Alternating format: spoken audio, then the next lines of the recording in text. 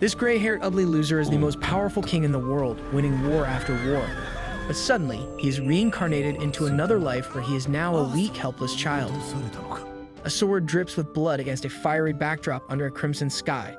The man wielding it has slain a woman, her body motionless on the ground. He then declares himself king and effortlessly defeats an opponent, driving his blade through him in triumph. Overhead, warplanes darken the sky, unleashing bombs that engulf a city in fire and screams. Watching the devastation, his cape billows in the chaos. Yet standing before the crown he once wore, he admits he was merely a king of the past. Suddenly, he plunges into his subconscious, sinking as if into a vast ocean. A child's voice pleads, "Please," as a lush green field appears. A feather drifts toward him, and the child whispers, "In your new life, seek the light." Reborn as a child, he is welcomed as Arthur by a father who admires his hair and a mother who cherishes his familiar eyes. Introducing himself as Reynolds, the man's playful nature confuses Arthur, who struggles to grasp his new reality, until they both declare themselves his parents. In that instant, stuck in his old adult mindset, Arthur realizes he's just been born. Ironic as it seems, after a lifetime of battles and triumphs, he's now a helpless infant unaware of it all. His mother pats his back, prompting a cough, exactly as expected. Still confused, Arthur notes that Alice and Reynolds genuinely believe they are his parents and seem to care for him. Yet having a mature mind and a baby's body fills him with constant fear. When placed in the crib, he instinctively grasps his father's finger, who excitedly tells his wife. Annoyed, Arthur knows it was mere reflex, just like the cry he's about to release, which a sudden bowel movement interrupts. His tiny body is beyond his control, a prison where nothing goes as planned. He tries to wake up, but the nightmare persists. Then, as if things weren't strange enough, he witnesses something even more surreal. Carried outside in his mother's arms, he watches his father unleash magic, shattering a rock with a punch. A piece falls on his head, and Alice quickly heals him with a spell. Stunned, Arthur realizes this world holds powers he never imagined. Reynolds, wielding his magic-infused gauntlet, could even hunt the fiercest boars. Seeing his father return from a hunt, the baby concludes that knowledge is power and carefully observes everything around him. In this society, people may carry weapons, hinting at the dangers around them and pushing individuals to grow strong quickly. Arthur has no intention of being an exception. As Alice rocks him to sleep, he reflects on the frustration of recent days, but admits that moments like these aren't so bad. He recalls tense situations from his past life, where enemies were always loyal, making peaceful sleep impossible. Regardless, his new life as a baby continues, and he soon learns to crawl. One day, he reaches a mirror in his parents' room and sees his reflection for the first time. His parents celebrate each milestone, while he simply tries to grow accustomed to his name, not that it truly matters to him. At bedtime, Alice tucks him in with a kiss, but instead of sleeping, he escapes his crib like Rapunzel from her tower. Having finally gained better control over his body, he sneaks across the kitchen as his mother washes dishes, careful not to make a sound. Opening a door, he reaches his goal, a bookshelf. Knowledge is power, and Arthur is eager to learn about this world. From a book, he discovers that the continent of Decathan consists of 3 kingdoms: Darv, a subterranean dwarf nation; Eleanor, a secluded elven forest realm; and Sapin, a human-controlled, densely populated region, much like his homeland in his previous life. This nation follows a monarchy, but unlike others, the throne is inherited rather than seized. Additionally, its technology lags behind his previous world, and another book explained that magic is the reason for its primitive state. Here, a power source called mana exists, and the ability to manipulate it is mostly hereditary, appearing in about 1 out of every 100 people. Mana can be used in 2 main ways: amplification and conjuration. Amplifiers strengthen their bodies, enhancing speed, power, and resilience, while conjurers shape and direct mana externally. Mastery of mana relies on the mana core, which fully awakens between puberty and late adolescence by concentrating dispersed mana into it. Arthur understands that self-awareness is key to harnessing and releasing this energy, with his Kai acting as a focal point. Fortunately, the wisdom of the late king's past life may aid him in this new existence. Determined, he enters a meditative state, reaching a mental void where he gathers a trace of mana between his hands. Just then, Alice, after searching the house for her mischievous son, finds him. She playfully scolds him for worrying their mother, but her smile fades when she notices something unusual. Arthur fears she has sensed his Kai abilities, only to realize she simply discovered that he needs a diaper change. Arthur becomes even more certain that his body is a cage and seeks more power. The next day, Alice writes in her diary that Arthur turned 2, noting how sweet, curious, and well-behaved he is. However, she is troubled that he never smiles outside. Reynolds teaches his son to wield his stick like a sword, praising his talent. He calls Alice to watch, but she is displeased to see her child playing with something so aggressive. After 2 years, Arthur understands the power balance between his parents, or perhaps women dominate this world entirely. Later, his mother takes him to the city, where he always seems thrilled. Meanwhile, Arthur silently gathers knowledge, assessing the nation's technology through its weaponry and discovering new materials unknown to him. He also witnesses magic firsthand, finding it both fascinating and useful. By evening, asleep on his mother's back, he reflects that this couple has met his needs. Though his life is limited, it is not unpleasant. He wonders if this is what having a family feels like, something he never experienced before. This gentle warmth for his mother isn't bad at all. Speaking of affection, Alice mentions how happy she feels when her son gets out of bed to read or when his eyes light up at the city market, traits he likely inherited from Reynolds. Maybe Arthur, like his father, dreams of exploring the world one day. Still, his mother would rather see him live a quiet life. At dawn, Arthur watches his father train, realizing how lucky he is to have such a role model. After smashing another rock to pieces, Reynolds gives his son a thumbs up, asking if he isn't amazing. Alice rests a hand on Arthur's shoulder, downplaying the feat but assuring him that things will only improve. With that, Reynolds punches the air, unleashing a fierce wind, then stomps, sending a gust that leaves Arthur in awe. His father's strength fuels his own desire to grow, but his mother remains the biggest obstacle. After all, he's still just a baby who needs his nap. Even so, Arthur refuses to back down, reaching for the bookshelf to make his intentions clear. Alice insists it's time to sleep, but he uses his cuteness to win her over. His plan works, and as he clutches a book, he feels like a true champion. As Arthur begins meditating, he recalls the vast knowledge he gained over the past 2 years. The most valuable skill is forming a mana core, gathering scattered magical fragments into a single point. This took immense effort, but the results are finally showing. As he collects the last fragment, an explosion erupts, destroying much of the house. Outside, Reynolds shields his wife from debris, but suffers a serious back injury. They rush inside, and Reynolds reaches Arthur first, shocked to see his 3-year-old son levitating above his own mana manifestation, smirking confidently. Arthur knows his studies have paid off. This is just the beginning. However, pieces of the ceiling threaten to fall on him. He refuses to die after such an achievement. Alice dives to grab him while Reynolds, using his last strength, pushes the wood away. Arthur, now safe, gazes at his mother's teary eyes and realizes how much his parents protect him. Reynolds asks if he's okay, and Alice, clutching him tightly, assures that he is, her most precious treasure. Arthur, confused by her tears, recalls a past life where he won a duel and saw the defeated boy comforted by his parents. Emotions foreign to him surface, and for the first time, he cries, hugging his mother tightly.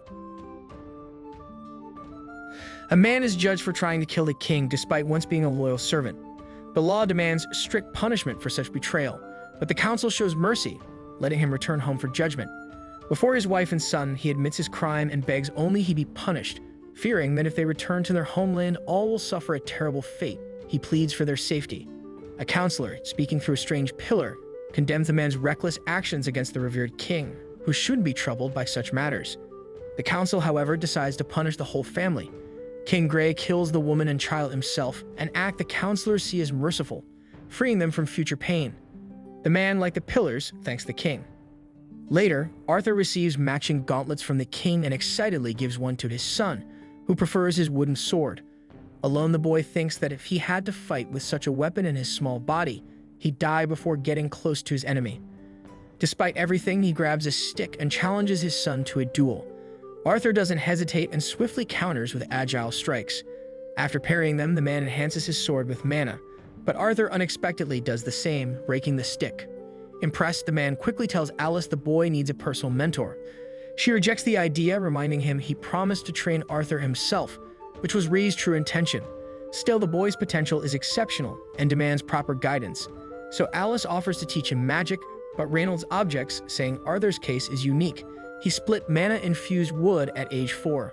Realizing the seriousness, Alice still resists. She doesn't want her little boy leaving for some far-off city.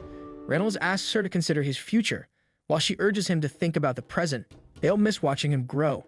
Arthur, noticing how emotions cloud their judgment, suggests a third choice. They all go together. His parents stare at him in awe, then quickly start packing. Arthur thinks they always had this energy. They just needed a reason to show it. Hours later, in front of 2 carriages, Arthur Lewin introduces himself at his father's request. Nearby, armed figures gather at the Lewin home. One warrior kneels and claims they've met, though Arthur supposedly wouldn't remember, yet he does. They are the Twin Horns, Reynolds and Alice's former group. Their leader, Adam Crunch, is joined by Angela Rose, who hugs Arthur tightly until Durden Walker intervenes and offers Arthur a hand to slap. Silent atop one carriage sits the mysterious Jasmine Flamesworth, while the pointy-eared Archer introduces herself as Helen Shard. The preparations complete, Reynolds gives the order to depart. As they ride towards Xyrus City, Arthur compares the outdated carriage to the ski ships of his past life, but finds it decent enough. During a rest stop, the group is ambushed by wolves. Jasmine swiftly eliminates several with her daggers. Reynolds lands a punch with his gauntlet. Adam pierces one with his spear. And Helen downs enemies from afar with precise arrows. Arthur realizes the three are enhancers. Meanwhile, Conjurer's Durden shakes the ground with earth magic, and Angela repels a wolf with wind. Watching the fight, Arthur realizes he needs to catch up to their level. Afterward, the group camps overnight. As night falls, they light fires for dinner. Reynolds tells his son to eat freely, but the boy isn't used to wild game. Meanwhile, Alice overeats and gets sick. She notices her husband is hurt and gets up to heal him, but has to wait for Jasmine, Helen, and Durden, and oddly, Jasmine must approve. During healing, Arthur senses his mom is a rare kind of mage, a healing broadcaster, which explains why they hide in the countryside. Once done, her husband thanks her. Then Adam unexpectedly asks Reynolds to borrow Arthur for some exercise. Realizing it's more than just training, Arthur joins. When Adam powers up his spear, Arthur responds with stronger mana and a green leg boost that stuns Adam. Despite being 4, Arthur moves so fast he catches his opponent off guard by appearing behind him. Though the boy is left exposed and loses his footing, giving up his advantage, he and the spearman clash until the latter launches him into the air with a special move. Arthur regrets being too light for combat, but Angela catches him with wind magic. Afterward, Durden and Helen criticize Adam's roughness, yet the spearman praises Arthur's tenacity, jokingly asking if Reynolds gave him some kind of miracle training. He denies it. Suddenly, Jasmine approaches Arthur, eager to learn his technique, showing the determined gaze he knows too well. By the next afternoon, Arthur reflects on the smooth trip so far. During a break the following day, he trains with the adults, refining body and mind. Honored to pass on past life knowledge, he teaches the Dagger Girl and demonstrates his speed using a green aura buff. That night, he reads by candlelight before eating, only to be surprised. At dawn, Jasmine gifts him a rope-tied dagger, knowing it's his birthday. While observing the scene, the women are amazed Jasmine finally befriended someone, which is rare for her. The men then call everyone to resume the trip, and Arthur notices his mother seems unwell, though she hides it. As the convoy moves towards Xyrus, it's ambushed by thieves launching arrows. Angela blocks some with magic, but they're badly outnumbered.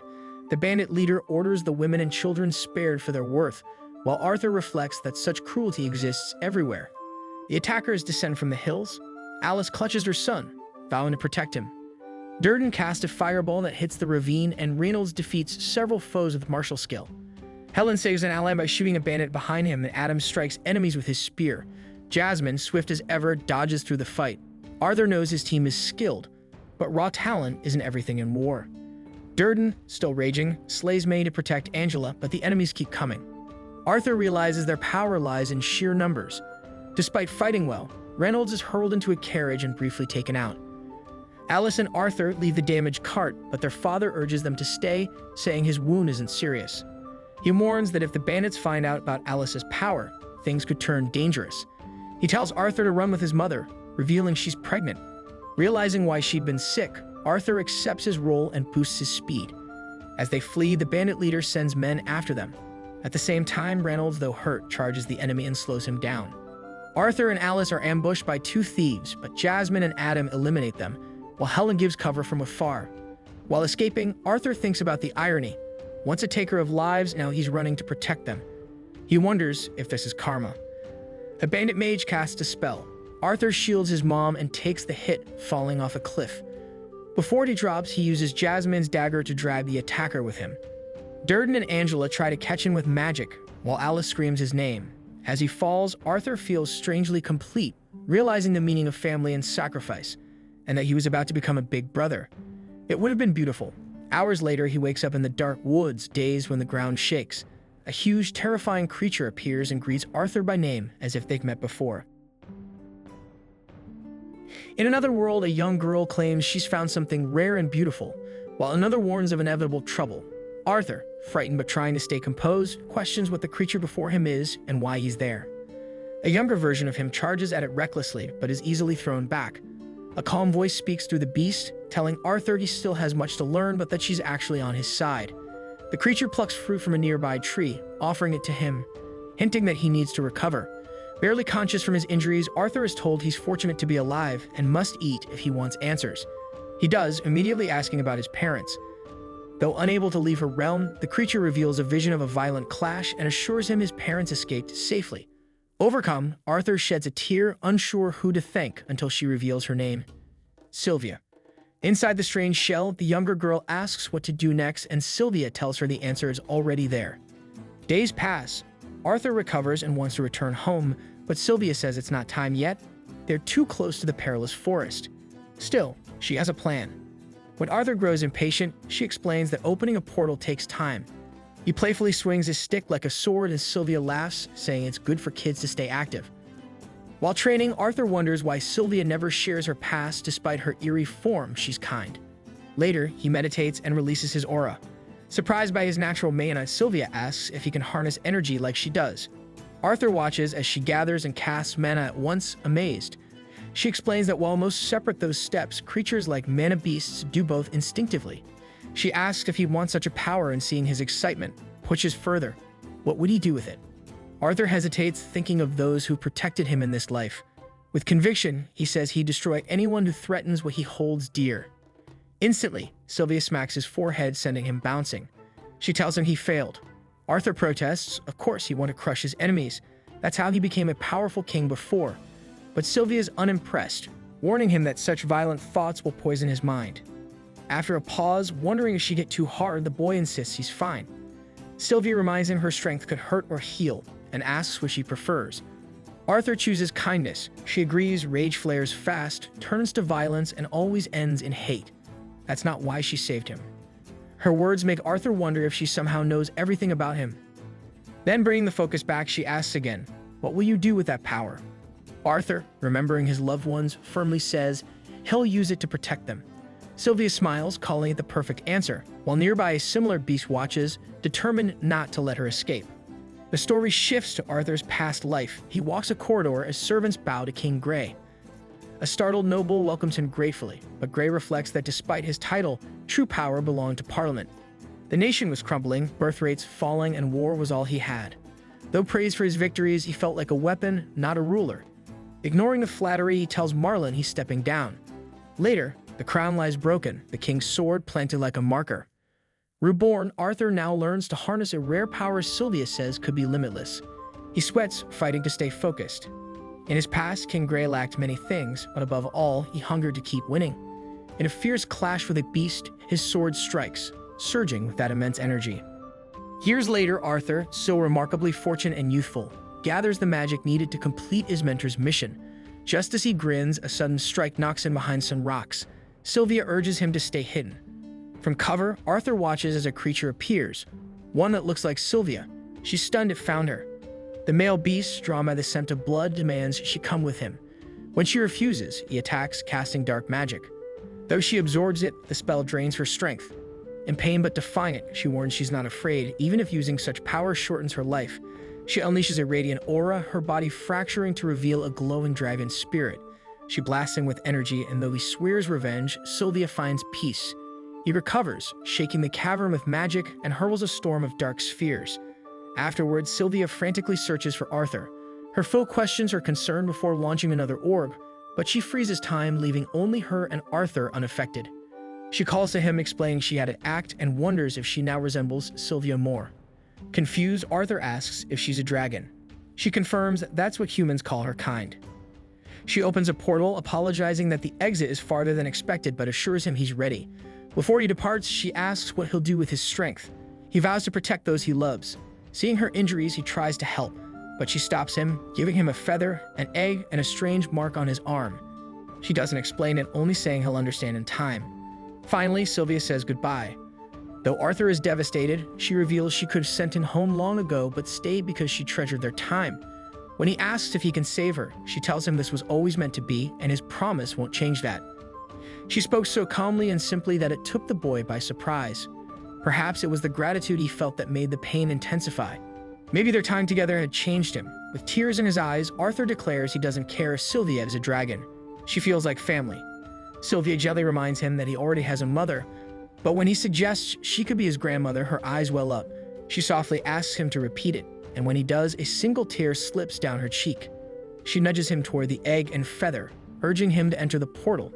Just as he's about to disappear, he begs her to come, but the portal's magic pulls him in. Alone, Sylvia sighs and lets time flow again.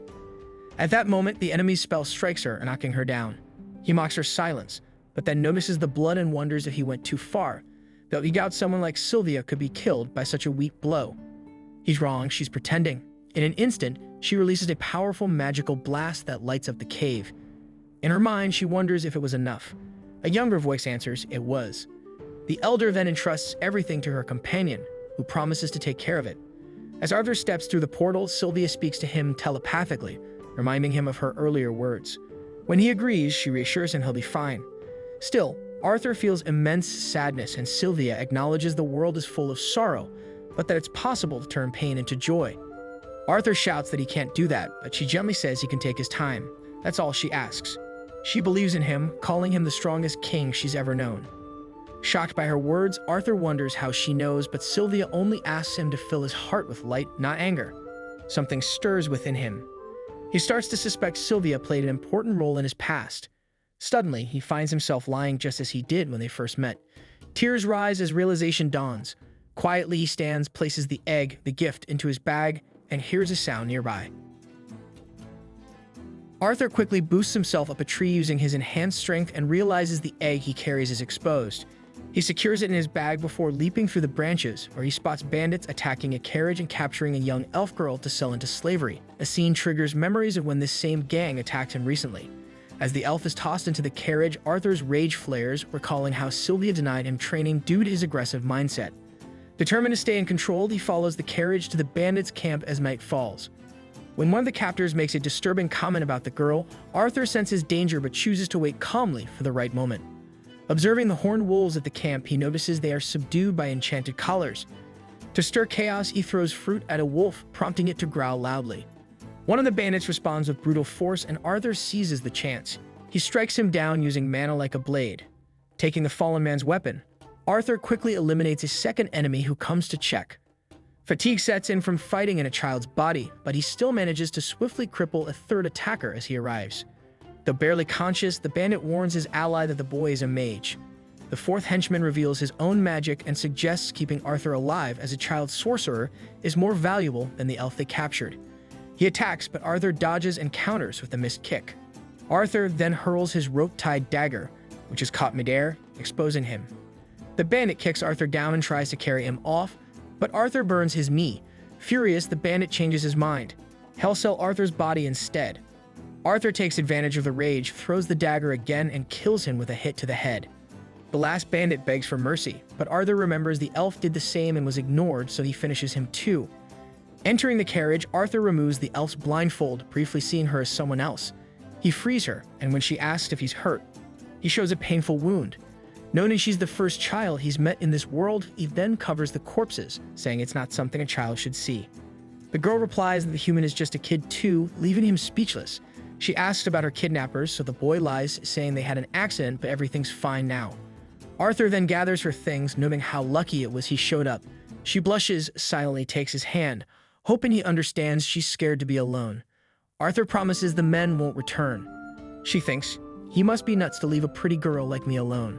Arthur assumed the forest was safe for elves, but she corrects him. Her parents warn that ghost trees could devour young elves. When he asks where she came from, she randomly points the wrong way. He asks how far her home is, but she doesn't know. She got lost chasing bugs. Arthur figures she's a bit irrational, but remembers how he too was once a lonely child. He decides not to abandon her, though he doesn't know how to handle the horned wolves. He considers putting them down, but the elf suggests freeing them. Arthur worries they might attack, but she says they were only being controlled by bad people and aren't truly dangerous. The forest dwellers value life, so she frees the animals who leave peacefully. She and Arthur continue walking through the woods until dawn. During a rest, Arthur asks her name. She says it's Tessia Eralith. After introducing himself, he offers her soup, guessing she's hungry for the long trek ahead. His comment reminds him of the fruit Sylvia once gave him, and he realizes he's starting to sound like her. Tessia says the soup smells strange, and Arthur explains it's just salted, boiled dried meat, better with herbs. Her reaction makes him reflect on how he's always seen food as just fuel. She says she wishes for sweets, and he notes how childlike she seems. When she asks why he's in the forest, he says he lost his family, which she relates to being lost herself. Arthur asks about the elves' homeland, and Tessia shares that Eleanor is fun, though her busy parents leave her in the care of her grandfather and helpers. The journey drags on, and they still have no clue where Eleanor is. At one point, insects swarm Tessia, which she says are normal in her homeland and used to mark paths. She jokingly puts one on Arthur's ear as an earring, and he realizes this is how kids play, something he never got to experience. While they walk, Tessia excitedly says she'll train at her master's home once her mana awakens. Arthur wonders why there's no school system in her land, but she doesn't understand what he means. Meanwhile, a horned wolf stalks nearby, and Arthur notices it. At night, the wolf howls, and Arthur regrets not killing it earlier to avoid a potential attack. He tells Tessia to rest in the tent while he keeps watch. Alone, he reflects on Sylvia's reason for giving him the egg. Tessia, unable to sleep, recalls her grandfather's warning about sleeping near boys, but she's willing to trust Arthur. When he insists she sleep, she argues that if he stays outside, bandits might realize kids are alone and target them. Misunderstanding her concern, he asks if she's scared of ghosts. She denies it and says it's safer if he stays in the tent. Eventually, he agrees. Pretending not to be afraid, Tessia asks him not to leave without telling her and to escort her if she needs the bathroom. Later, she guesses he's from the human kingdom and says her grandfather claimed men there are womanizers. Arthur asks if she even knows what that means, and she admits she might not, so he explains that mostly nobles have multiple wives. The girl is nearly asleep before finally dozing off, and Arthur finds the moment oddly sibling-like. By dawn, they're resting in the tent. After packing, their journey resumes. Tessia seems more comfortable with Arthur, as if she's forgotten her attackers. Though Arthur worries about his own family, a sudden surge of mana pain shifts his focus. Tessia rushes to gather plants, but Arthur is too weak to stop her from entering the woods alone. His pain worsens, growing more frequent. Then a horned wolf appears with the piglet but leaves it peacefully. Tessia returns with stomach medicine, and Arthur warns her to keep away from the wolf. She believes the creature is showing gratitude. That night, they cook the pig over a campfire. Tessia brings mushrooms, common among Eleanor's women, for their nutrition. Arthur eats them, but ends up sick, spending the night relieving himself in the woods. As they settle down again, Tessia shares that elves often tell tales about humans and dwarves before sleep. The elf had always dreamed of visiting these lands, but feared the presence of untrustworthy people. In Eleanor, distrust toward outsiders, especially humans, is common. After finishing her story, Tessia notices Arthur has dozed off, so she gently covers him and reflects that she's more mature. At dawn, they resume their journey, though Arthur struggles with stomach and mana issues, aware that children aren't built for such tough travels. Tessia, feeling they've grown close, asks if she can call him Art. He agrees, though his flat tone prompts her to tease him. He replies sarcastically, saying it's a great honor for a simple country boy like him to be addressed so kindly by Lady Tessia. She scolds him for sounding like an old man, and he snaps back, mocking her for being a crybaby. Tessia, irritated, especially since she was warming up to him, grows quiet when the word friend stirs painful memories for Arthur. Eventually, they reach a portal that lifts Tessia's spirits. She offers her hand to Art, and they enter Eleanor, a breathtaking forest city. Tessia lands gracefully, but Arthur crashes. Alerted by the teleportation, elven guards arrive and seize him roughly. Arthur calls out to Tessia for help, but she stays silent. Arthur instantly regretted lowering his guard around Tessia, blaming himself for trusting the seemingly innocent elf. When Elf ordered his execution, Tessia intervened, claiming Arthur had saved her. The officer accused him of brainwashing her, but an older elf emerged from a portal and commanded Arthur be spared. Tessia greeted him as her grandfather, Anirecap, former king of Eleanor, who thanked Arthur and revealed Tessia was the princess. Arthur was stunned, as she never mentioned her royal status. Her parents soon arrived, relieved, though the king was outraged by a human's presence. Virian, however, ordered the guards to stand down, praising Arthur's bravery. Tessia confirmed his story and asked that he be invited to the castle. Despite the taboo, she welcomed Arthur with kindness. As they left, Virian expressed interest in speaking with Arthur, who sensed a strange power in the old elf. As they walked to the castle, Tessia held Arthur's hand and led him through the market nestled in the towering trees of Elshire Forest, where the unusual homes of Eleanor's people stood. Arthur felt the heavy stares and lingering resentment toward humans. a deep-rooted hatred born from past wars that still haunted the land. Everything about the city struck him as strange, including Tessia, who had saved him yet eyed him coldly when the guards had attacked. His chest still ached, and he knew he couldn't afford another mistake here. When they reached the castle, Tessia was welcomed by her maids and ordered that Arthur be treated kindly, calling him her savior and vouching for his character despite being human. Arthur asked to speak with her about what was happening, and soon her family gathered around a table of fine food. Though he hesitated to sit, Tessia urged him to join them. Seated at the head of the table, Arthur felt isolated and out of place.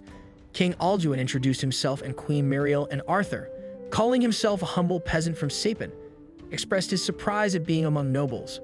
Alduin complimented his speech, and Arthur sensed he was earning their respect. When asked about the forest, Arthur admitted to being separated from his family during a bandit attack, but withheld some details.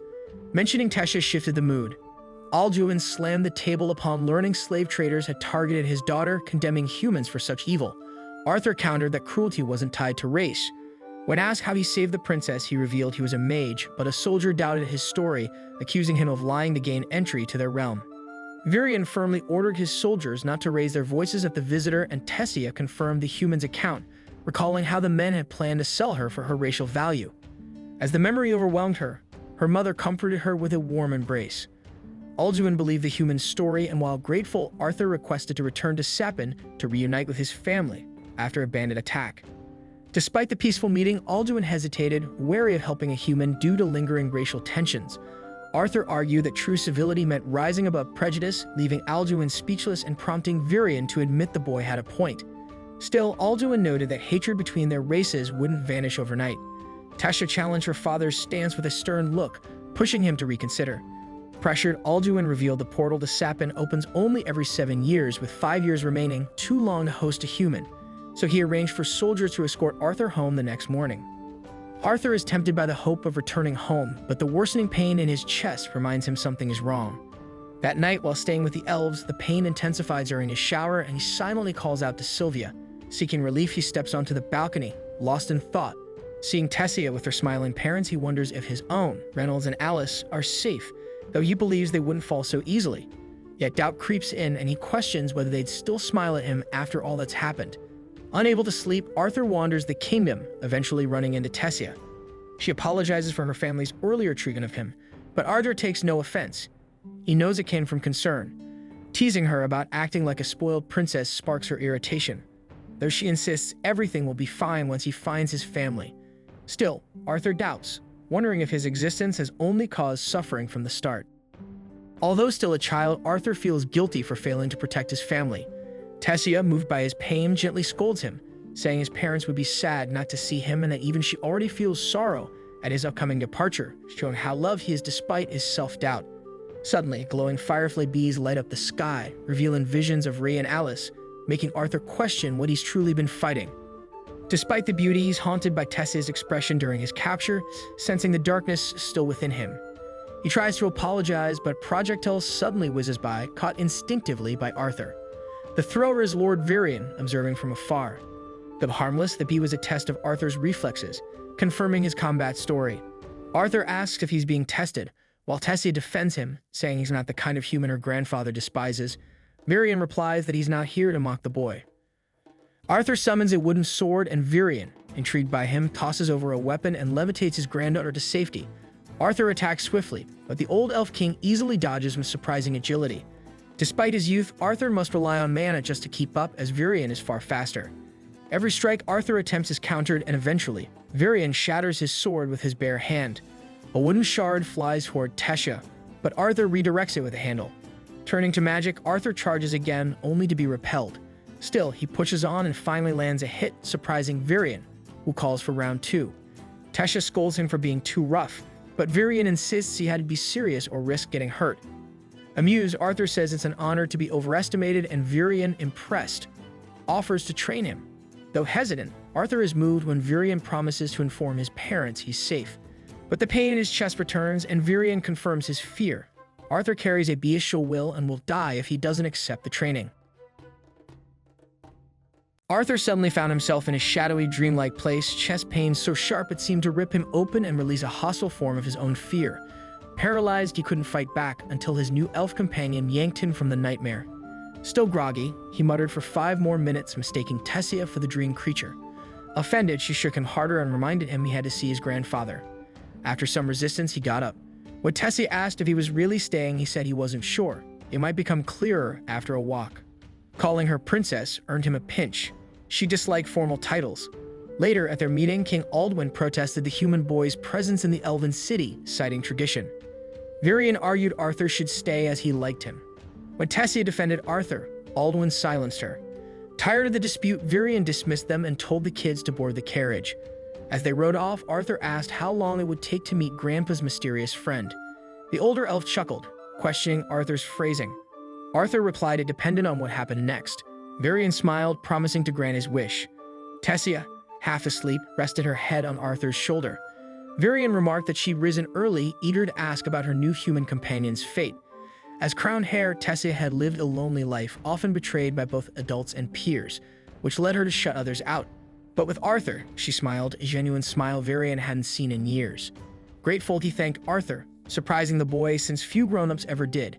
That honesty won Arthur's trust. Eventually, they arrived at a hidden cottage. Arthur wondered who was important enough for a former king to visit. Varian kicked the door, shouting for the old witch, but when he leaned in to listen, the door hit him in the face. A cranky woman scolded him, and he introduced her as Ringia Darkasen, a rare-type mage and old friend. Arthur recalled that special mages, like Alice, didn't follow standard magical rules. Varian said she might grant Arthur's wish, and the boy gratefully thanked him. Ringia, uninterested in pleasantries, told them to come in so they could start. Inside, the cramped room was filled with books, and Arthur questioned what help she could offer. Soon, all 4 sat at a table with a bowl of water at its center. Arthur said he'd come to try reaching his parents, just like Varian had once told him was possible. Rhea laughed when Arthur called Varian Grandpa, joking that the old man must be getting soft to let someone talk to him that way. She then revealed she was a seer and using her gift, since Arthur was no ordinary child. Some parts of his spirit were hidden even from her sight. Usually, she could glimpse bits of a person's past and future. She asked if he was there to learn his fate, but with eyes downcast, Arthur said he only wanted to know if his parents were alive and safe. Rhea told him to stare into the water and picture them clearly in his mind. As he focused, she cast a spell near his head and instructed him to speak once he saw them. Suddenly, Arthur saw his mother, her warm, sun-kissed skin and soft reddish-brown hair. Then came his father, calm and gentle at home, but a fierce warrior and respected leader in the world. In the vision, Alice was serving Reynolds a bowl of stew, the kind Arthur loved most. She mentioned it was their son's birthday, and the memory brought tears. The pain of losing Arthur still clung to them. After his disappearance, the grief was unbearable. Durin even punched Reynolds once after finding him drunk in sorrow. But life slowly had carried on. The carriage rolled on, life had to go on. Alice and Reynolds were honored for their mission's success, even receiving a mansion. Alice's pregnancy was healthy, and they were ready to move forward. Reflecting on it all, Reynolds regretted asking Arthur to protect them, and both parents wept. Suddenly, Arthur contacted them through elven magic, assuring them he was alive in Alinor. Though eager to return, a strange ailment in his chest kept him there for treatment. He promised it wasn't serious and vowed to come back soon. Before ending the spell, Arthur urged them not to blame themselves. He would have gone regardless. Unsure when he could speak again, he asked them to stay safe. As the magic faded, Alice and Reynolds embraced, crying and smiling. In Alinor, Arthur let a tear drop into the basin, relieved they were safe. With resolve, he asked Varian to train him. Hours later, they reached the palace, where Tessia again tried to reason with her father, reminding him it was the human boy who saved her. Not wanting to seem ungrateful in front of the people, Aldwin finally gives in, letting Arthur stay as long as no trouble arises. Varian assures him Lewin will be under his watch and takes full responsibility. Reluctantly, Aldwin defers to his father's judgment. The king then personally apologizes to Arthur for his earlier behavior, admitting years of ruling have made him stubborn, and thanks him again for saving Tessia, officially welcoming him. Queen Muriel also offers her apology, hoping Arthur will feel at home. Arthur wonders why they changed so quickly, but seeing Tessia and Varian, realizes the king yields to his daughter and father. Tessia pushes further, asking to show Arthur the city. Aldwin hesitates, but Muriel's approving smile seals it. Tessia excitedly leads Arthur through Alinor, beginning with its vibrant market, his first true glimpse of elven life, and it leaves him in awe. Tessia, brimming with excitement, yanks Arthur by the arm toward a nearby market known for its tasty treats, warning they'll miss out if they don't hurry. Along the way, they encounter a snobby elven boy who recoils at Arthur, calling him dirty with human germs and insisting that even if Lord Varian likes him, humans don't belong here. Arthur, amused rather than offended, decides to play along, likely thanks to Tessia's influence. As other elves sneer, one haughty boy claims that Tessia's status will be stained by associating with a human. Dramatically, he introduces himself as Ferith Ivzar II and offers to escort her instead. Arthur mocks all, sarcastically praising the legendary Ferith. Furious, the boy challenges Arthur to a duel to protect his honor. Tessia warns him that Arthur is Lord Varian's apprentice, but Ferith refuses to back down, demanding to know if Arthur will accept or flee like the monkey he is. Though reluctant, Arthur agrees, finding the whole thing a bit childish. The duel begins with Tessia as the referee. Ferith charges in, yelling for Arthur to pray, but Arthur calmly delivers one punch to the face, sending the elf boy flying. Unsure if he even hit that hard, Arthur watches as Ferith's friends rush over, but Tessia quickly pulls Arthur away. The tour must continue. Her radiant smile captivates him as they explore the market, filled with exotic foods, unique crafts, and even an elven library. He's amazed. Later, Tessia asks if he's ready for training. He says yes, but his expression betrays his nerves. He recalls Lord Varian's warning. The training will be intense and he's here alone without his family. Still, Arthur is determined. Smiling at Tessia, he promises himself to give it everything. She notices his resolve and matches it, promising not to fall behind. Then, breaking the moment, she admits she's hungry again. The next day, Arthur starts training, taking a moment to reflect. The journey so far has been tough but rewarding. 3 years later, Tessia jolts him awake with magic. Annoyed, he groans and she tells him she did try to be gentle, at first. Soon after, the king and queen depart for a meeting while Tessia hands Arthur a sandwich, joking that food tastes better from a pretty girl. Arthur, unfazed, takes a big bite and teases back, asking where this pretty girl is hiding. Later, as they stretch before training, Varian scolds them for being late and tosses each a wooden sword. As the kids jokingly vow to defeat each other, Varian muses it's time they advance. After Tessia is knocked down in their spar, he begins a magic lesson, explaining that once mana is stabilized, a person can control an element, fire, earth, water, or wind, depending on their race. Elves align with wind, dwarves with fire and earth, and humans can access all four, though most bond with just one. Rarely, a human can master all. Still on the ground, Tessia asks why Arthur doesn't train his body with magic like she does. Varian bluntly says he's too weak. His mana holds a beast will. Arthur suddenly feels a sharp pain in his chest. Varian explains the beast will disrupts the harmony between the body and mana core, causing pain. The word beast sends Arthur's mind spinning. Varian says the first step is spreading mana throughout his body. Tessia mocks Arthur, saying he's only acting like this because she beat him in their duel. Arthur groans that anyone would hurt after taking a hit from her. He recalls how elves awakening their mana at 10 is rare talent. Tessia did it at 9 and has trained with him daily since. Seeing Arthur still has some strength, Varian tries to awaken the beast's will in him, hoping to ease his pain and help him become a beast tamer. Varian casts a fire spell, aiming it at Arthur's chest, but it spirals out of control and explodes, knocking them both back. A glowing mark appears under Arthur's eye before he faints. He's brought to the palace, where he wakes up to a concerned Varian. When asked about the beast will, Arthur remembers Sylvia revealing herself as a dragon. Upon hearing this, Varian becomes stern and warns him to keep it secret, as the dragons will stir conflict. Changing the topic, Varian informs Arthur he's returning home in 4 months, shocking him. He thought he had 2 years left. Varian explains a cultural exchange is coming between the 3 kingdoms. While the gates to Zyra City open, Arthur realizes that's likely why the king and queen left earlier. Noticing his distant look, Varian asks what's wrong, reminding Arthur he'll finally see his parents. When Arthur stays silent, Varian tells him to rest. Training will be even harder tomorrow. Arthur asks if Tessa knows. Varian assumes she does. In fact, she's just received the news.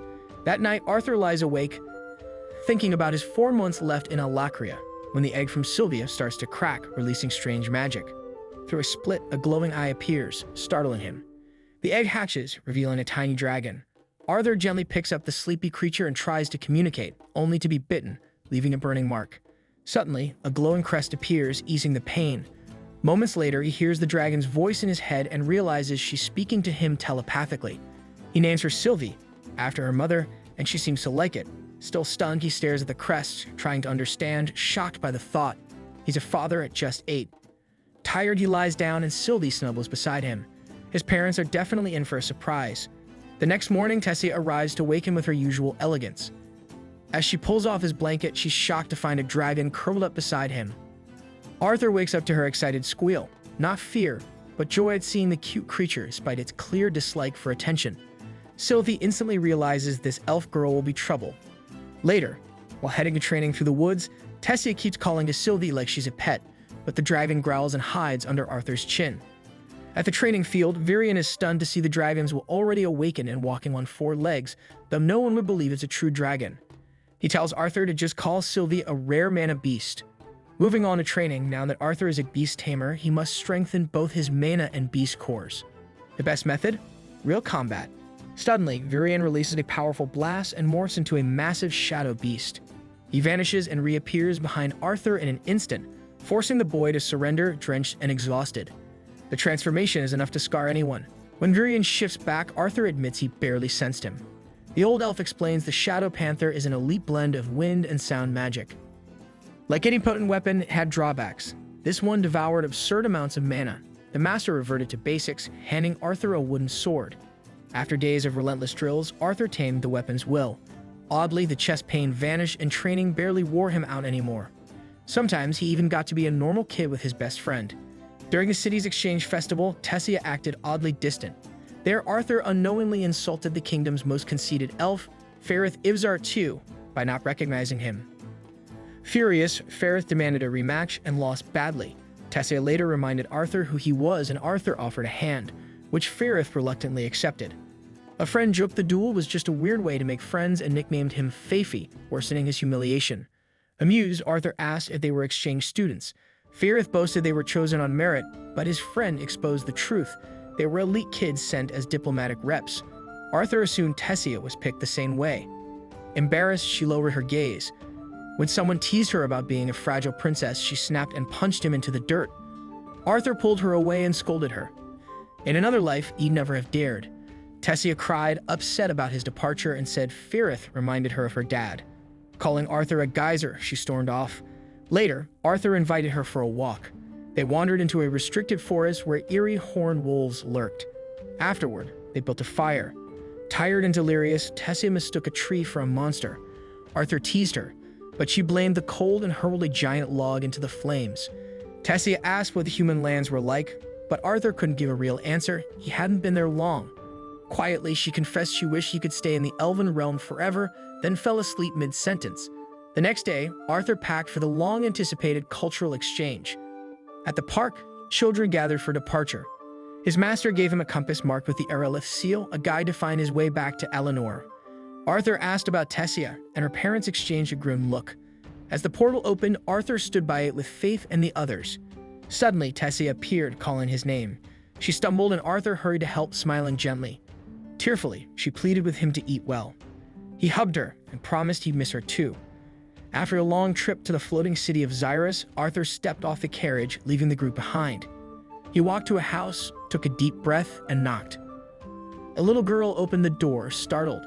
Moments later, Alice and Reynolds arrived, chasing after their daughter, Eleanor. That's when Arthur's parents finally saw him again. After a brief moment of shock, the parents embraced their son tightly upon recognizing him. Young Eleanor, already composed, told her mother not to cry. When she called Alice Mom, Arthur was reminded of the carriage ambush, when his father had urged him to protect Alice, then pregnant instead of fighting. Arthur knelt, softly said Eleanor's name, and Alice revealed he was her brother. Eleanor stared at him in awe, trying to understand. Inside, they all sat down to talk. Their mother asked about Arthur's health, worried since he'd been ill last they spoke. After he reassured her, she quickly asked if he'd been eating well, prompting Reynolds to laugh. Alice reminded Eleanor how she always spoke of her big brother before bed. Though still overwhelmed, Arthur comforted her, expressing his joy at meeting her. Later, he recounted most of his story, how he survived the fall through luck and latent magic, met Tess and recovered in Eleanor, though he left out the part about Sylvia. He explained the chest's illness came from unstable mana after awakening too soon. Fortunately, the issue was gone, but hiding the truth hurt more than the illness itself. Revealing it early could put everyone at risk. Reynolds noticed a small creature on his daughter's head, and Arthur explained he found a mana beast nest during his trip. Sylvie's mother had died, so he kept the baby. Elena loved it, and their parents were just happy Arthur was safe. When Reynolds asked about Arthur's mana level, Alice scolded him for being tactless. Curious, Arthur asked about his dad's job, Reynolds said he was head of security at the Helsty auction house. Arthur teased him about his beard and learned his father had reached deep orange 2 years prior. Impressed, Arthur revealed he was already at light red, shocking Reynolds. As an augmenter, Reynolds enhanced his physical power, and excited to train, he pulled Arthur outside. Just then, a man, woman, and girl appeared. The man barged in without knocking, and Reynolds introduced him as Vincent Helsty, his boss and the auction house owner, along with his wife Tabitha and daughter Lilia. Arthur was polite, surprising Vincent, who joked he didn't act like Reynolds' son. Lilia and Sylvie seemed to clash instantly. Reynolds admitted the house was Vincent's and apologized for the coming mess as he and Arthur went to duel. Vincent was stunned they were serious, but Reynolds clearly meant business. Curious about Arthur's light red core, Vincent was amazed he'd advanced so quickly. Alice confirmed it, and Tabitha led Vincent away to watch safely. Vincent remarked even elite students rarely reached that level by 12. Arthur, determined and ready, remembered how Sylvia's will had slowed his progress. The fight began with Reynolds proving his strength and Arthur showing he wouldn't back down. He claimed he was just as prepared. Now it was time to prove it. The two fighters rushed forward, circling carefully, searching for the right opening. Their techniques were surprisingly alike, but as soon as they clashed, Arthur made it clear he was far ahead of what his age suggested. When Reynolds blocked a punch and taunted, "That all you've got?" Arthur jumped back and responded with a powerful kick that Reynolds barely stopped. After trading a few more blows, Arthur paused to ask his father's opinion. Reynolds admitted he was briefly caught off guard, but declared he'd now fight seriously. As flames spiraled around his hand, Arthur recalled how mages in this world bonded with one elemental type: fire, water, earth, or air early on. Conjurers discover theirs quickly, but amplifiers only learn theirs later. Reynolds, of course, had long since mastered his. Flames soon covered his whole body. As the battle resumed, Arthur reflected on how, in his previous life, Kai was like mana, an energy source behind everything. Unlike elemental magic, it offered full freedom. Compatibility was tough, but the rewards were higher, likely how amplifiers function here.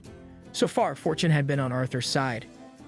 Fueled by determination, golden energy erupts from Arthur's hands, stunning his father. He's done holding back, and the sudden power shift shocks the crowd. Reynolds, recovering quickly, smirks and readies himself. As Arthur charges with blazing speed, their enchanted fists collide. Reynolds lands a sharp elbow, sending Arthur flying despite his quick block. Still, Arthur lands gracefully. Reflecting on his intense training with Virion and memories of Kai, Arthur taps into deeper strength. He unleashes lightning that scorches the ground and sets the area ablaze. His father is left in awe. Grinning, Arthur controls water from a nearby fountain, launching it to douse the flames. Reynolds dodges and deflects it, ending the fight impressed. Curious, he asks when Arthur learned all this. The boy admits it's recent and that he still needs refinement. The crowd is speechless. Arthur's talent is undeniable. Vincent ends the moment by inviting everyone for a drink. As soon as they sit, Vincent asks if Reynolds realizes how promising Arthur's future is. Reynolds nods, knowing full well. Arthur awakened his mana at 3, even destroying their home in the process, which makes Reynolds laugh. Excited, Vincent proposes Arthur join Xyrus Academy, the continent's top magic school. Tabitha offers to support him, impressed by his potential. Liz is unsure. It's rare for someone so young, but Vincent says he knows the headmistress and can speak to her. Before anything else, Arthur politely asks to rest, having just sparred with his dad and wanting time with his family. Vincent feels guilty as Arthur walks off, lost in thought. Lilia finds him, teasing he'll end up in the basement if he keeps going, but offers to show him somewhere better. Curious and with nothing else to do, Arthur follows her to the servants' quarters, where an older woman jokes about him burning her garden. A butler says she's kidding. Arthur, a bit embarrassed, is puzzled by Lilia. Quiet when they met, now chatty and asking if there's any greasy duck left. The older maid scolds Lilia for gaining weight and worrying her mom. Lilia gets irritated by the nagging, while another maid tells Arthur she comes here when she's stressed. Her parents hope she'll awaken as a mage, even though they aren't one. Lilia wants that too, but it's a lot for a kid. That night, Arthur's parents visit him, saying he's grown, but he'll always be their son, smart, kind, and destined for greatness. Before leaving, Reynolds says Vincent meant no harm. Arthur nods, understanding. The next day, Arthur reunites with the Twin Horns party, the ones from the carriage attack. Angela hugs him first. Durden says he's bigger, and Arthur says the same. Jasmine touches him to confirm he's real, then hugs him, blaming herself. Helen cries, and even Adam gets emotional. They say they passed through Ed and stopped by Xyrus to check on him. Arthur reflects. He barely knows the continent or Sapin. Maybe adventuring would help him learn, but something still holds him back. Meanwhile, Lilia sits alone, burdened by her own thoughts. Arthur sits in his room, concentrating so hard that time nearly halts, only resuming when his focus slips and a ball finally hits the ground. He collapses, sweating and drained, surprised the time stop didn't last longer. Even breathless, his only thought is training harder to protect those he cares about. That's his purpose. Sylvia arrives with her usual warmth, reminding him he's truly home. He feels a deep happiness. It's been ages since he saw his parents, and now he has a baby sister too. The catch? She smelled awful after being cuddled. Arthur quickly rushes her to the bath. As he washes the little dragon, his mind wanders to the Helstia family. Clearly, their auction house is thriving. He remembers they hoped their daughter would become a mage, though she never shared that dream. After the bath, Sylvie's fresh again, but Arthur's not off the hook. The women of the house barge in, insisting he needs cleaning up too. Confused, he's hauled off for a much-needed haircut. Once the stylist sees Arthur, he immediately sees potential, an unpolished gem waiting to shine. After the haircut, he returns to the girls, surprising them with his sharp new look. He learns the makeover was needed since nobles attend the Helstia auction and he couldn't show up looking rough. Tabitha offers a tour of Xyrus and Elena tags along. Lilia, slightly jealous since Elena used to stick to her, still praises the outfit. She picked it after all. They explore the city's impressive streets. Outside of school, some boys toss a white band at Arthur. Confused, Lilia explains they're Xyrus Academy students and people in that uniform get special treatment. Before Arthur can question why they singled him out, he senses a strong presence. It leads him to his shop window with a glowing purple orb. Tabitha explains it's a beast core, mana beast essence that boosts strength. Arthur notes elves rarely trade them. Tabitha says powerful ones with a beast can sell for up to 100 gold coins, enough to support her family for ages. She says Arthur can touch one, and Lilia hints she wants to try too, but her mom reminds them they can't risk that much for a child. Lilia mentions cheaper versions in weapon shops, but Tabitha refuses. Arthur feels bad seeing Lilia upset. During dinner, he stays quiet, realizing Tabitha might be holding back Lilia's awakening, though it could also be pressure from her father. Distracted, Arthur sees Lilia slip into a weapon shop. She stares at two small beast cores, hoping her allowance might cover one. Arthur warns her it might not work, but she wants to try anyway. When he asks what if she fails, she says she's used to it. Unlike him, she wasn't born talented and can't even go near a core. As she turns to leave, she runs into arrogant academy kids. Naturally, they overreact to the incident, and the shopkeeper rushes out but quickly retreats when he sees who's involved, letting the teens do as they please. One ignites flames, another blocks escape, prompting Arthur to shield Lilia. Realizing Top won't help, he prepares his magic to fight, but Tabitha and Alice arrive, ordering the boys to stand down. The shopkeeper complains about her scolding academy students, but she warns that even they can't harm a Helstia girl without consequences. Hearing that name, the boys freeze, knowing the family's donations protect them, and they back off. Once calm, Arthur moves to leave, but Lilia holds his sleeve, not wanting him to go. Later at home, Tabitha tells Vincent about the clash. Alice admits fearing for the boys more than Arthur, and Lilia softly apologizes. Vincent reassures them all, saying Arthur's academy future is safe, since the Helstias fund the place and money still calls the shots. Lilia lowers her gaze and quietly asks if her father is sending Arthur to the academy instead of her. Vincent insists that's not the case, but she doesn't believe him and angrily says she hates him. Later, when Arthur comes to get her for dinner, she ignores his knock. He notices a butler silently nodding from the hallway. The memory shifts to Lilia as a joyful child, thrilled about going to Xyrus Academy and become a mage, but her powers never appeared. Despite her parents' reassurances, time passed and hope faded. Now that Arthur is going, her confidence crumbles. Lost in these thoughts, she hears Arthur calling. He finds her in the servants' basement. Before he can apologize for his success, Lilia admits she was jealous. He took the future she once dreamed of. She feels forgotten, blaming herself for her failure. Arthur, understanding her pain, is struck with an idea that might change everything. He gently touches her face, reminding her how hard she's worked, too much to quit now. Once she's focused, he recalls a girl who comforted him when he was separated from his parents. He describes his mother surrounded by magic and says that same girl who once showed him her favorite flowers gave him hope. He assures Lilia her parents do see her efforts and that her father's interest in Arthur is the same kind of excitement his own parents showed when Alina showed promise. It's not about Arthur being more important, he just happened to stand out. Calmer now, Lilia admits her father thinks being a mage will make her happy, which is why he supports the academy. But the pressure, that came from her. Arthur understands but knows it's not that simple. The more Vincent pushes, the more others expect. So he asks, does she even want to use magic? Later, Arthur tells her parents he sent her to his old training ground so she can pursue magic her own way. They worry, but he promises she's safe, and that it was her decision. Then Vincent finds her note. She writes that she won't return until she's learned magic, not wanting to be a burden. As he reads, Vincent drops to his knees, realizing the pressure he put on her. Vincent had pushed Lilia so hard she felt the need to escape. He made her believe that only becoming a mage would bring her happiness. Through tears, he now tells her it's okay if she doesn't want that, he loves her either way. Just then, Arthur asks Lilia what she thinks and she steps out from behind a door, revealing she heard everything. Arthur apologizes for the dramatic setup, admitting he knows the pain of losing a child, since he caused his own parents grief. But Vincent insists he's the one at fault, first for trying to enroll Arthur in the academy the moment he returned, and second for making Lilia feel like she had no choice. He promises she doesn't have to attend if she doesn't want to and says he'll find another way to make her happy. But Lilia firmly replies that she still wants to learn magic. Her dream hasn't changed. She wants to be a mage who brings joy to others like Arthur does. Touched, Vincent and Tabitha hug her, and Arthur vows to awaken her mana. He sits Lilia and Elena on the floor, backs touching, and explains that focused breathing helps detect mana. They're told to close their eyes and look for a light. Elena briefly sees it before losing focus. Lilia sees nothing. Arthur gently places his hands on their backs and channels a bit of magic. With his help, Lilia finally sees a soft, glowing light. Later, in the basement, she celebrates with Arthur and the staff.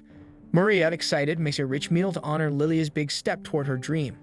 Arthur says mana will stabilize with a few years of training, which makes Lilia wonder what element she'll use. Arthur teases her, and they laugh together. Meanwhile, a hooded man nears Xyrus, flanked by fully armored knights ready for the spectacle at the auction house. Shortly after, Arthur heads to Lilia's family's auction house and is stunned by its magnificence. Inside, a mix of aristocrats, traders, and explorers eagerly await to purchase rare treasures and collectibles. While Lilia and Elena rush to admire some beautiful beast cores, Arthur's gaze is captured by an eerie dimness. Meanwhile, Reynold is in charge of overseeing the auction house's security. The event soon kicks off with Vincent announcing the presence of their esteemed guests, King Blaine and his entire royal household. The king is greeted with thunderous applause, and Arthur senses that the people hold him in high regard. As the bidding starts, the first item presented is a dagger imbued with lightning magic. Arthur begins to wonder if he could also infuse a weapon with his own magical power. But just then, he notices that Sylvie is nowhere to be found and sets out to look for her, unaware that the little dragon has encountered a suspicious mage in the corridor. Back inside, the auction moves forward as Vincent introduces a lion beast cub, noting that it's already a strong mana creature despite its youth. The prince expresses his desire to have it, prompting the king to immediately enter the fray and purchase the cub for 1,000 gold coins. At the same time, Arthur arrives in the hallway and hears Sylvie's voice echoing from afar. He rushes toward her and finds a strange man asking to examine her. Arthur quickly recognizes that the man is dressed similarly to the royal mages and decides not to provoke him. He calmly asks the mage to release his companion, but the eerie man sighs, claiming he thought the beast was just another auction item. Sylvie rushes back to Arthur, though the royal mage clearly isn't happy about it. Arthur starts to return to his seat, but the old man tells him to leave the mana beast behind so he can form a pact with it. He insists only someone like him can unlock its full power, and that Arthur should feel honored to assist. To prove his strength, he fires a blast of flame that barely misses Arthur, but Arthur remains unimpressed. He questions why he should hand over his partner just because the man is a royal mage. The old man shoots another fire attack and claims it's all for the good of the nation, but Arthur's patience runs out.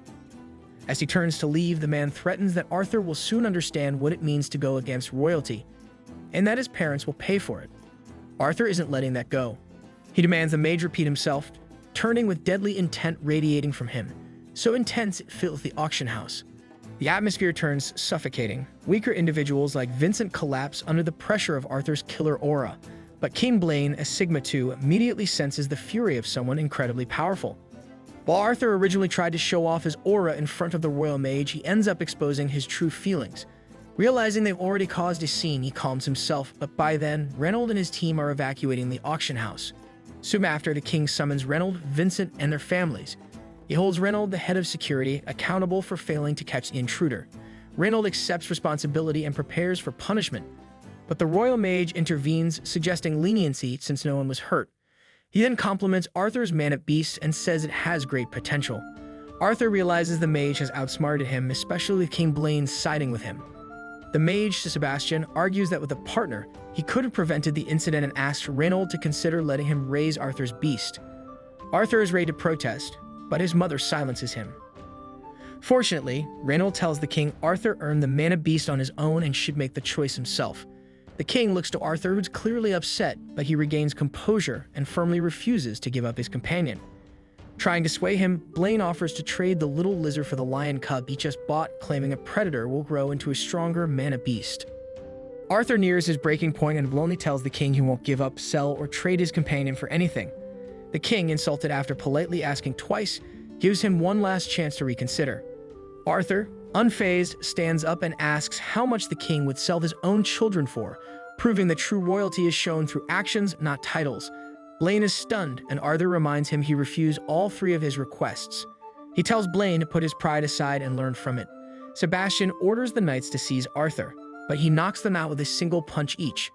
Furious, Sebastian attacks with fire magic, determined to claim Sylvie, but Arthur activates his dragon's ability and freezes time. Confused, Sebastian is told his magic is useless now. He tries to stay composed, but Arthur shatters his leg without touching him. Screaming in agony, Sebastian calls for help, but no one hears. Arthur warns him not to make more reckless moves and says there will be consequences for messing with a royal. When Sebastian sees a dragon's image behind Arthur, he realizes he's outmatched and loses control in fear. Right then, time starts moving again because Arthur became too drained from using his power. Once everyone regains consciousness, he collapses and his family panics. He wakes a few days later with a pounding headache and realizes he can't even freeze time briefly without serious consequences. When he gets out of bed, Alice and Sylvie visit, happy to see him awake. Arthur asks what happened after he collapsed. Alice says everyone was worried, but the doctor assured them he'd recover. Though relieved, Alice admits she was still anxious. Arthur asks her to take him to the market for a change, and she helps him buy gifts for Alina. He immediately worries about money, suspecting his dad lost his job, but Alice says she has side gigs and can cover expenses. After shopping, they return home to find Reynold angrily talking with a guest. Arthur asks what's going on, but Adam and Duer tell him to stay quiet. They let him inside, and Reynold quickly asks how he feels. Arthur says he's fine. Then the guest stands, formally apologizes for the earlier event on the king's behalf, and mentions hush money sent to cover it up. Arthur feels they're minimizing it by calling an attempted murder just an incident. He chooses to accept the apology anyway, and the messenger tells Reynold his son is clever. He adds that the two knights who attacked Arthur were dismissed. Still, Reynold isn't satisfied and argues with the messenger. Arthur asks them to stop blaming him for being rude to the king since he wasn't seriously hurt. When Arthur inquires about the royal mage, the messenger says he was also fired and is now in the hospital. He explains that when Sebastian regained consciousness, he kept shouting Arthur broke his leg. Reynold calls it nonsense since no one saw it, but the messenger asks to finish. They concluded that the mana from the attacking soldiers must have bounced back, disrupting the mage's spell and injuring him. The messenger then notes Arthur's talent has caught King Blaine's attention, but he must improve his manners because not everyone is as forgiving. Reynold agrees, accepts the apology and money, and gives it to Arthur, telling him to use it wisely. This event makes Arthur realize that, beyond fighting skills, he needs authority and influence to protect his family, even against the royal family. In his mind, the Magic Academy is the best place to start building that power. Xeris Academy was famed for shaping elites, scholars, leaders, and warriors, and every child dreamed of going there. Now, Arthur stood before its director, the woman in charge. Wanting to see if Vincent had exaggerated, she summoned a magic sphere that shattered instantly and calmly said it was time to begin. Arthur didn't flinch, though he felt the immense power she radiated. It was clear why she was the kingdom's strongest mage.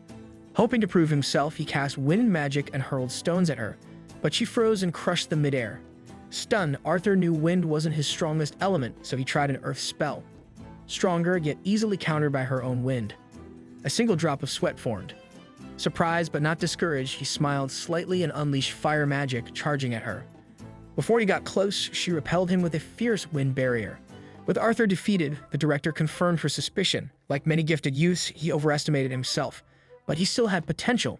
For the final test, she unleashed deafening sound magic, then abruptly ended it and told him he had passed. She was intrigued enough to offer advice on improving his wind magic and asked what other elements he could use beyond wind and earth, as seen in their duel. Arthur said he could also use water. Sensing a deeper reason for the meeting, the director realized it wasn't just a test. She was right. Arthur admitted he came to her because she had the power to help protect his family. If she agreed, he joined the academy and choose her as his mentor. Surprised by his boldness, she listened as Arthur, confident, claimed he'd earned it and assumed she was already considering it. Still, he insisted he'd only enroll when he was the same age as other students. She warned that would mean delaying 3 years and missing faster growth, but Arthur had his own plan. He wanted to travel as an adventurer. School could wait. Admiring his determination, she agreed if his parents approved. But in the next scene, Alice instantly rejected the idea, calling it absurd.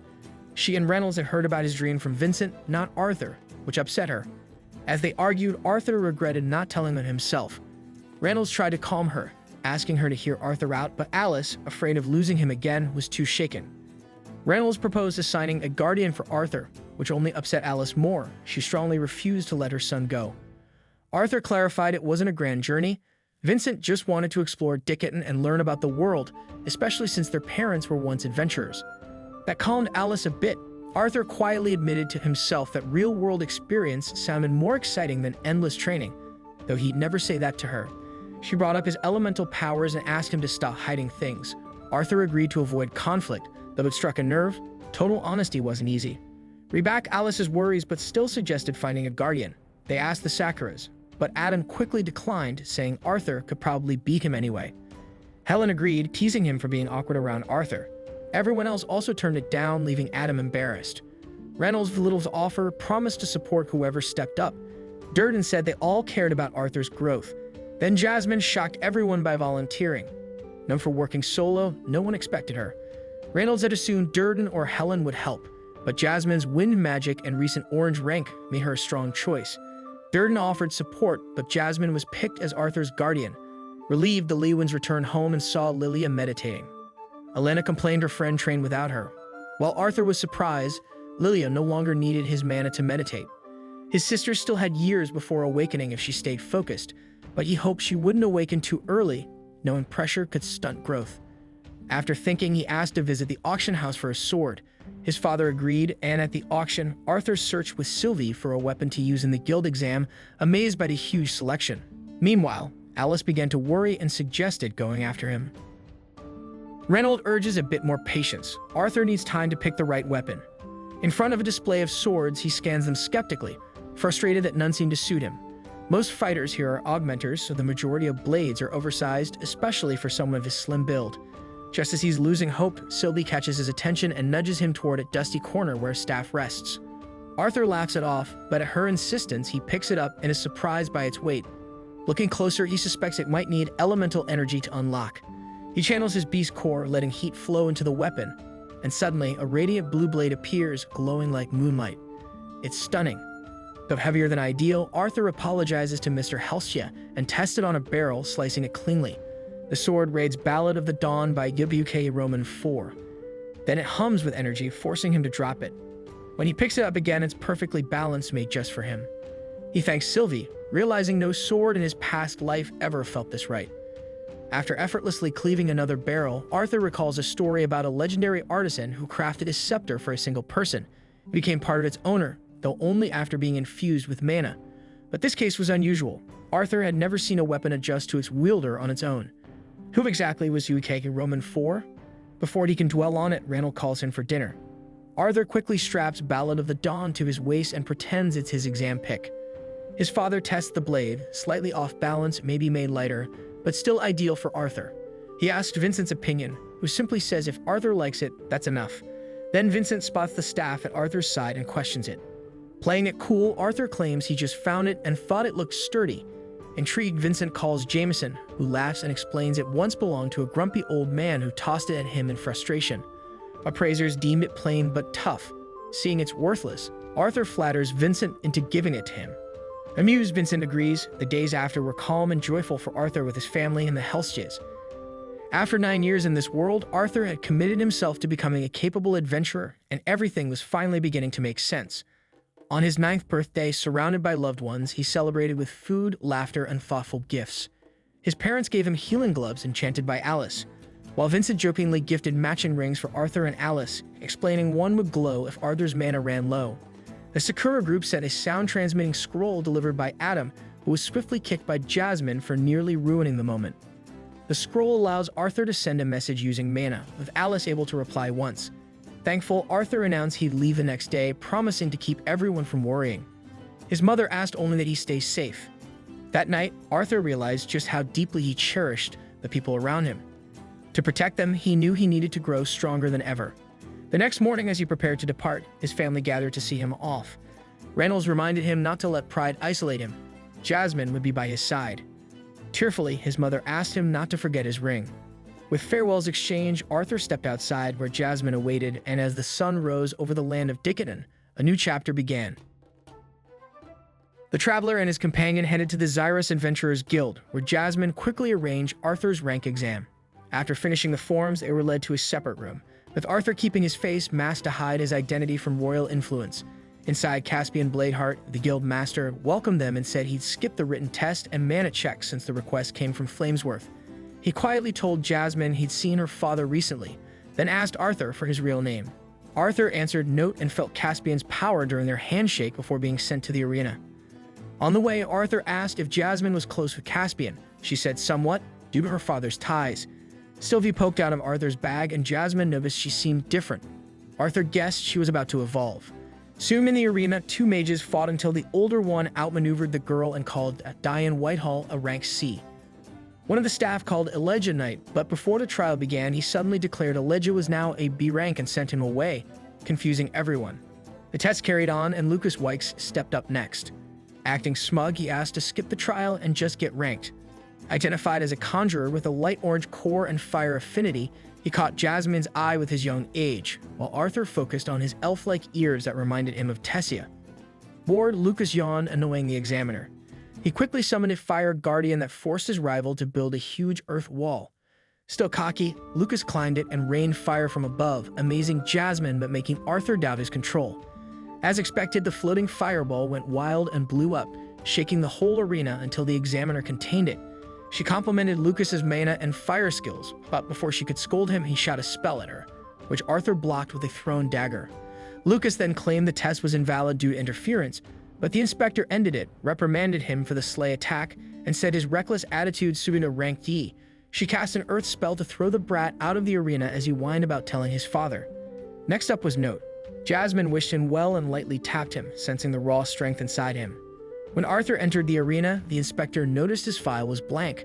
Just then, Caspian Bladeheart appeared and announced he'd fight Note himself. The inspector questioned if a rank mage should test an applicant, but Caspian said he had close ties to Note's backer. Arthur braced himself. This was Sapin's strongest adventurer, far beyond an ordinary exam. Caspian began the match, and they clashed blades at the arena's center. Afterward, the receptionist issued Arthur his B-rank license, making him an official guild member. Meanwhile, the inspector and examiner stormed into Caspian's office, furious about so many B-rank approvals in one day. Caspian reminded them about the Xyrus event 6 months ago, the first youth exchange among the three races, and that Sapin now accepted elves and dwarves as adventurers. For example, Lucas Wykes, likely born to an elven slave, was rumored to come from shady mage breeding. They also asked about Elijah Knight, another candidate with no record who was rejected as B-rank. Caspian revealed that the boy has powerful support, someone even the guild master avoids crossing. He learned there's a human child raised by dwarves in the dwarf kingdom, likely Elijah, sent to learn human ways as their first envoy. The examiner noted this aligned with the new adventurer registrations, while the inspector questioned the masked augment the guild master faced. Caspian added that even less is known about that figure, except Note wasn't sent by elves or dwarves. Interestingly, the woman in charge of the boy is from the Flamesworths, the top fire mages, yet what amazed Caspian was the boy's sword skill, not his magic. Though awkward now, he's sure Note will grow into a genius swordsman. Lost in memories of fighting Bladeheart, Arthur snaps back when Jasmine interrupts. That duel showed him he'd become complacent and forgotten the harsh discipline of his previous life. Still distracted, he bumps into Elijah, who remarks that Note's block against Lucas's spell was reckless but necessary. From above, Lucas mocks the B-rank crowd, but Arthur calmly says they don't welcome rule breakers. Annoyed by the response, the mage storms over and grabs the augment's collar, but before a fight erupts, noise distracts everyone.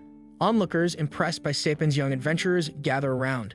Sensing it's not the time to brawl, Lucas releases Arthur but warns him for next time. After the half-elf leaves, Jasmine tells her pupil to follow and leads him through a portal to a beast field where weaker adventurers train. Their real target lies almost a day's run away, so they dash on. While running, Arthur notes Jasmine's incredible speed and recalls how Caspian Bladeheart blocked his strike and told him not to get arrogant. Suddenly, they reach a ruined forest where a massive wild boar devours people. Jasmine orders Arthur to flee and sees a broken cage, realizing it escaped captivity. The beast charges them, but they dodge. Jasmine shouts for Arthur to run while she slashes at it, wounding but not stopping it. When it lunges, Arthur grabs Jasmine out of harm's way. The boar turns on the captors, but Jasmine shields them. Arthur waits, then finishes it with a flaming blade. At dusk, survivors recover the corpse and help the hurt. Jasmine removes Arthur's mask, pinches his cheek, and awkwardly admits she wishes he'd be more cautious. Arthur wonders if he misread her feelings. That night, she confesses by the fire she became an adventurer to escape her family's hold. For generations, the Flamesworths were famed fire mages, and she'd grown up believing fire reigned supreme. She once took pride in her bloodline and even awakened her magic earlier than her siblings, which only brought heavier expectations. When her family realized her fire abilities were lacking, they branded her worthless. Hearing this, Arthur flares up, arguing that no element is superior. Jasmine laughs, surprised by his anger, and Arthur sheepishly admits the story stirred memories of his own neglected childhood. Jasmine recalls watching him fight today, but gave up when the twin horns kept nagging her. Back then, she didn't know how to trust or work with comrades until her teammates taught her. She asks Arthur if he relates, but he stays silent. That night, as Flamesworth sleeps, Arthur sits by the flames, wondering if he can truly grow into someone strong enough to guard those he loves. Reaching for the sky, he quietly resolves to change. Meanwhile, Tessie watches him through an enchanted orb, almost feeling his touch before huffing in jealousy over the other girl. Virian catches her sulking, hands her a book, and suggests she find her own new journey. 2 years later, rumors spread of a lone masked swordsman traveling with a Flamesworth girl. On a rooftop, Arthur listens as Jasmine calls him to move on. He slips on his mask and disappears into the night. If you're enjoying the journey of this series, please hit that like and subscribe button and turn on that notification bell so you don't miss any updates. All of your support helps me to keep bringing more high-quality recaps.